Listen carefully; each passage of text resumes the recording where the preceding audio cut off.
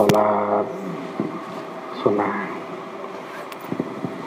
yang oleh para ulama-ulama di kitab diterangkan sebagai sholat sunnah lidaf'il bala, atau sholat sunnah dengan maksud untuk menolak, menghalau penyakit. Kenapa demikian? Karena di dalam banyak kitab diterangkan Rebu terakhir bulan Safar ini ada salah satu keterangan di dalam kitab yang diriwayatkan oleh Imam Tilami dalam satu hadis, Yaumul Arbi'a akhir Safar Yaumun Nahas tanzilu fihil afan. Tanzilu fihil afan. Hari Rebu terakhir di bulan Safar, kalau orang Jawa menyebut hari Rebu napa, Pak? Rebu napa biasanya? Rebu Wekasan. Biasanya disebut Rebu Wekasan. Orang Jawa mengenal dengan Rebu Wekasan. Terus orang Madura mengenal dengan Rebu Pungkasan. Intinya, kalau keterangan di kitab, pada malam Rabu ini Allah menurunkan penyakit. Rabu terakhir bulan Safar, kurang lebih 320.000 macam penyakit yang bukan tahun lalu dan tahun yang akan datang. Ini versi keterangan para ulama-ulama yang dimaktubkan di dalam kitab-kitab beliau. Kalau tentang sainsnya, tentang penelitian di dalam ilmu sains sendiri, tentu ada kecocokan dan ketidakcocokan. Tapi kita memahami dari versi dan pemahaman kita sebagai umat muslim yang mempercayai betul naskah-naskah yang dituliskan oleh para ulama-ulama dulu sebagai takwilan dan tafsiran dari hadis-hadis Rasulullah, baik hadis hasan, sahih, dhaif, ini ditakwilkan dan diterangkan secara detail dan terperinci secara tafsir. Jadi Allah ini menurunkan penyakit. Kalau dalam riwayat itu tidak setiap hari menurunkan penyakit. Selama 365 hari 1 tahun Allah menurunkan penyakit ya hanya malam Rabu terakhir bulan Safar. Cuma sekali turun sak berkan 320.000 penyakit, kurang lebih 320. Mungkin di dalam sains dipertanyakan dan diperdebatkan, siapa yang menghitung jumlah penyakit yang turun? Kira-kira begitu. Karena sains itu kan kalau tidak nyata sama dengan tidak ada. Hukum sains ini yang tidak kelihatan berarti tidak ada. Siapa yang menghitung penyakit sampai 320? Itu riwayat-riwayat dari para tabi'in, imam-imam besar dulu. Karena berdasarkan penelitian istiqra' beliau, penelitian riset, ya sama lah. Orang modern hari ini selalu mengunggulkan sains dan teknologi. Sama dengan ketika kita mendengar berapa jauhnya matahari dengan buminya. Apa ada meteran yang ngutur ke sana? Tentu menggunakan sebuah alat teknologi. Tapi alat teknologi apa betul-betul valid? Ngukur dari sini kan juga tidak. Juga yang buat bikin manusia. Sama dengan kitab pun ditulis oleh para imam-imam dulu. Validitasnya sebuah kitab ya tergantung husnuzon kita kepada kitab itu. Sama dengan agama. Agama ini kan semuanya mengatakan agama, satu agama yang dianut itu yang benar. Yang Yahudi mengatakan Yahudi benar, selain Yahudi salah. Yang Nasrani, Kristen, selain Kristen ya salah. Yang Islam selain Islam salah. Yang Hindu selain Hindu salah. Yang Buddha selain Buddha salah. Yang Konghucu selain Konghucu salah. Bahkan yang animisme, bahkan sekarang ada bahasa aliran kepercayaan, penghayat kepercayaan, animisme atau kepercayaan leluhur, budaya leluhur ini mengklaim masing-masing benar. Jadi memang kalau sainsnya menurut pemikiran manusia tidak ada kebenaran mutlak menurut pemikiran manusia. Untung kita ada Quran yang kemudian menjadi syahid menjadi saksi inna dina indallahil Islam. Nah, versi Islam yang paling benar adalah Islam. Sama ketika orang Islam mengatakan, kita ini meyakini orang yang hidup dengan berkelimpang dosa mati diadab di dalam kubur. Orang di luar Islam ya gak meyakini, mati ya mati saja, untuk apa disita lagi, sudah mati. Bilang begitu. Nah ketika mati dimasukkan di peti, dibuka setiap tahun. Maka di Toraja ada tradisi buka mayit Persian, di daerah Sumatera Utara juga ada tradisi buka peti, kemudian dibersihkan tulangnya. Di Toraja namanya apa itu? Manenek apa itu? Kalau di Batak namanya maokol apa? Biasanya namanya begitu. Orang Islam tidak boleh. Mati sudah mati, selesai dikubur, sudah selesai. Dia boleh dibongkar kalau dinyatakan kira-kira sudah rapuh, sudah menjadi tanah. Maka negara-negara yang sempit, yang makam itu menjadi problem, seperti Singapura, seperti Saudi sendiri, ya maka paling hanya 4 tahun dibongkar lagi, kemudian belulangnya dikumpulkan dari satu, ditaruh di tempat yang jauh dari pemukiman, dimakamkan kembali. Tapi kembali, saudara-saudara sekalian, kita meyakini, dan kita yang ada di sini semua sekolah, semua orang kuliah, semua akademisi, semua intelektual, semua pinter. Kita pernah dengar bapak kedokteran dunia, siapa namanya? Ibnu Sina. Ibnu Sina seorang yang sangat alim. Ibnu Sina ini pada ahlinya dokter apa ulama kira-kira? Ya ulama. Ibnu Sina ini ulama. Beliau orang Uzbekistan. Sama dengan Imam Bukhari kan juga orang lebih. Rata-rata ulama-ulama dulu dari Imam Bukhari, Imam Muslim, Abu Daud, Tirmidzi, Nasib. Rata-rata kalau tidak dari Bukhara ya dari Khorasan, Nisabur. Yang sekarang ya masuk wilayah-wilayah Uzbekistan itu. Ibnu Sina ini bapaknya kedokteran dunia. Beliaulah yang kemudian mengenalkan kepada kita ilmu sains, ilmu tentang kedokteran, ilmu tentang anatomi, tentang operasi. Ibnu Sina ini punya guru namanya Al-Biruni, Abi Raihan Al-Biruni. Al-Biruni ini ahli astronomi, ahli perbintangan, ahli kedokteran, lebih lengkap ilmunya. Ibnu Sina ini juga punya murid. Muridnya juga punya murid sampai sekarang artinya. Maka di dalam dunia Islam mengenal ahli kedokteran itu di zaman Rasul namanya Haris Al-Haldi. Kemudian ada Ibnu Sirin, kemudian ada Abu Ya'la, kemudian ada Ibnu Arabi, kemudian ada Ibnu Sina, ada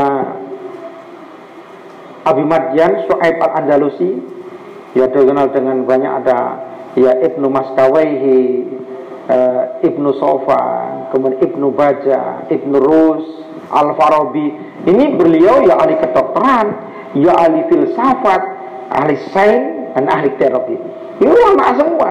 Belum yang Al-Jabar, belum yang ulama-ulama yang lain, Al-Khwarizmi.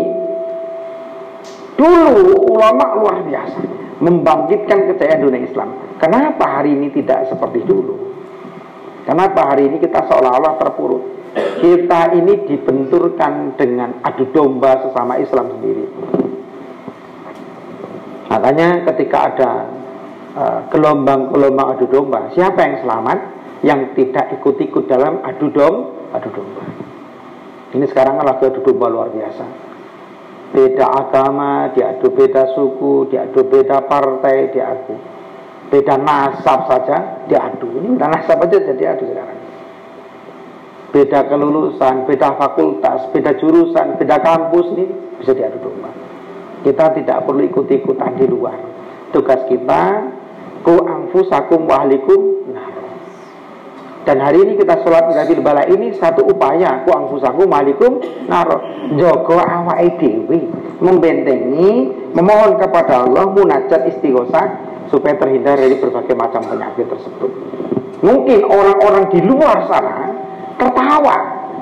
Orang-orang yang kerja di NASA, orang-orang yang kerja di teknologi dunia, melihat kita sholat lagu lain tertawa.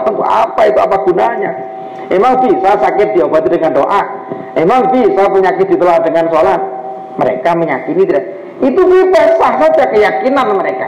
Kita punya keyakinan, kita punya kemantapan, kita punya i'tiqad, kita punya husnuzon kepada Allah, bahwa yang punya penyakit itu Allah, yang memberikan ke manusia itu Allah, yang menyembuhkan juga Allah. Ribuan bahkan jutaan dokter di dunia ini tidak ada satu pun yang bisa menyembuhkan penyakit. Walaupun dia buat obat paten sekalipun, yang menyembuhkan adalah Allah Subhanahu wa ta'ala. Obat itu hanya wasilah, doa wasilah, sholat ini wasilah, semua wasilah. Bagi perempuan ini obatnya penyakit bukan obat kok, duit kok. Perempuannya kalau sudah pusing obatnya bukan prokol, bukan promak, duit. Kasih aja duit juga, 3 bendel itu pasti sembuh penyakitnya. Perempuan ini walaupun pusing, berat pikirannya, ngelamun, beban pikiran, kasih duit yang banyak, sembuh. Beda dengan laki-laki. Laki-laki yang dicari bukan duit, yang dicari yang megang duit. Beda, ilmunya juga beda. Tapi kita meyakini, karena Quran menyatakan wa nunazzilu minal qur'ani ma huwa syifaa'un wa rahmatun lil mu'minin. Di dalam Al-Quran itu ada obat. Ya obatnya emangnya baca Quran saja. Ya di dalam kandungan Quran itu kan ada watini wa zaitun, obatin wa zaitun, itu ada obatnya. Di situ ada keterangan tentang tawon, ada madunya, berarti ada obatnya. Di situ berbagai macam diterangkan, ada bawang, ada ini, itu ada obatnya. Bahkan di situ inna atainakal kautsar fasalli lirabbika wa inna shani'aka huwal abtar. Al-Kautsar itu air, telaga Al-Kautsar. Di situ apa maknanya? Dicari kan.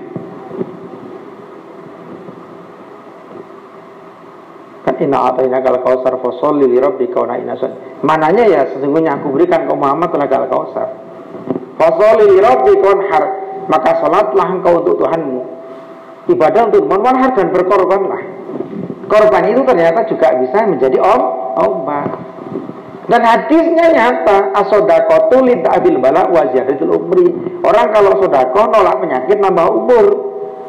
Mereka kadang-kadang penyakit itu diobati dengan sepele. Dengan minum air bisa. Lah kok bisa minum air jadi penyakit, jadi obat? Lah Al-Quran dari inna atainakal kautsar, ini kan telaga. Setelah isinya telaga tentu air kan. Air bisa jadi obat. Itu kalau tafsirannya, takwilannya, lafadznya ya sesungguhnya kami berikan ke Muhammad telaga Al-Kautsar, telaga yang sangat luas, dan siapa yang meminumnya berarti di ahli surga. Karena orang yang sudah diazab di neraka, ketika dia sudah selesai masa siksaannya, sebelum masuk surga, mandi dulu di telaga Al-Kautsar, telaganya Rasulullah. Itu kalau makna dohirnya lafaz. Kalau makna isyarahnya luas. Air ini bisa untuk obat. Air ini bisa mensucikan badan. Makanya anzala minas samai ma'an liyutahhirakum bihi tathira. Diturunkan air. Ternyata air ini bisa untuk obat, bisa untuk mensucikan diri. Kalau badan yang najis saja bisa suci, badan yang kotor bisa suci, apalagi penyakit bisa diobati. Maka dunia medis mengenal ada terapi air. Air ini minumnya berat badan dibagi 20, ada terapi seperti itu. Kalau berat badannya 60, minumnya berarti 3 liter. Kalau 3 liter berarti terpenuhi kebutuhan air di dalam otak, air di jantung, air di lambung, air di ginjal, air di lever, semuanya tercukupi.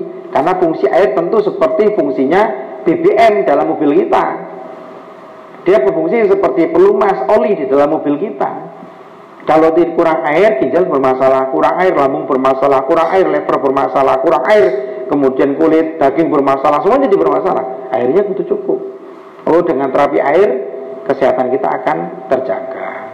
Penting. Maka air putihnya air mineral. Ternyata air nggak hanya putih saja. Kalau teorinya benda padat, benda berat, kalau masuk air tapi tenggelam. Kenapa merkuri kok air itu? Besi yang beratnya berkintal-kintal saja taruh di atas merkuri gak tenggelam, mantel. Bener gak kira-kira Pak? Bener gak Pak saya? Pak saya kan di dunia pendidikan. Merkuri, air gak merkuri Pak? Air tetap mau dia itu benda cair kok. Tapi batu yang padat ditaruh di merkuri kemambang Pak. Padahal kan sama air juga. Dan ada air yang lebih hebat lagi. bisa bikin orang sakit, mual, bengkak. Air mani. Air mani ini kan sederhana. Nggak ada air mani sampai 3 kilo, tidak ada. Hanya tetesan, 2 tetes. Ternyata yang terus kemudian menjadi tunas-tunas seperti Anda ini berasal dari mana? Air mani. Oh, itu lebih ampuh lagi. Airnya tak banyak. Tapi hadisnya innamal ma'u minal ma'i. Sesungguhnya air itu berasal dari innamal ma'u minal. Sesungguhnya air berasal dari air. Kan kadang saya pikir innamal ma'u minal ma'i. Innamal ma'u minal ma'i. Ada yang seperti itu. Ada air kehidupan kita ini berasal dari air yang mengalir di atas muka bumi. Maka di pinggir sungai biasanya ada tulisannya air sumber kehidupan. Di pinggir-pinggir sungai, di jembatan itu biasanya ada balihonya. Jangan buang sembarangan sampah di sungai. Air sumber kehidupan. Kalau hadisnya kan innamal ma'u minal ma'i. Air mani itu berasal dari air ini. Kalau air yang diminum bagus, maninya bagus. Kalau maninya bagus, kita ini berbentuk dari mani, maka kita akan menjadi bagus. Kalau air mani berasal dari yang halal, maka tangan kita pun akan berbentuk dari yang halal. Senangnya tentu yang halal. Innamal ma'u minal ma'i. Jadi kita ini sholat tidakil balak tadi, doa memohon penyakit yang turun 320.000 itu supaya bisa dihindari. Mungkin ini biasanya sering protes itu guru gembul itu, yang soal gembul-gembul itu, yang nggak percaya dengan hadis-hadis seperti itu. Makanya disebut guru gembul karena tukang gembuli. Biasanya tidak percaya ada, masa sih ada penyakit ditolak dengan doa. Padahal hadisnya la yarudul qod'a ila doa, tidak bisa menolak kodok kecuali doa. Kodok saja, takdir saja bisa ditolak dengan doa, apalagi hanya sekedar penyakit. Loh bagaimana? Emang bisa ketika kita husnudzon kepada Allah. Karena dari Allah, Anna biasa bizoni abdibi, wa indona khairan fa khairun wa insyaran fa syarrun. Aku ini tergantung perasaan kamu kepadaku. Nak aku nyongko api, tak api. Nak nyongko elek, ya ulimu elek. Maka sekali-sekali para saudara-saudara, jangan sampai kita ini bersuzon kepada Allah. Berhusnudonlah. Berhusnudon bahwa Anda ini sehat, bahwa Anda panjang umur, bahwa Anda sukses, bahwa Anda berhasil, bahwa Anda bahagia, begitu. Kalau bangun tidur saya dipikir kok aku susah temen uripku, itu sudah duluan. Aku kok gak dapat bahagia, nikah kepingin bahagia kok malah menderita. Akhirnya apa? Karena yang dipikir itu terus suudon masuk ke dalam badan Anda, kepikiran ke darah-darah Anda, awaknya akhirnya lunglai, lemes. Awaknya bergesi terus. Kenapa? Karena bangun tidur dipikir kok susah amat, hidupku kerjobo, gak diduit, beras entek, belanjaan gak ada. Maka tugas laki-laki ini Pak husnudonnya ditingkatkan kepada Allah. Anda gak usah berpikir kerjaanku itu gajinya rendah, gak perlu. Kerjalah sepateng mungkin, gak usah berpikir gaji rendah. Ketika Anda berhusnudon kepada Allah, cukup, yakin.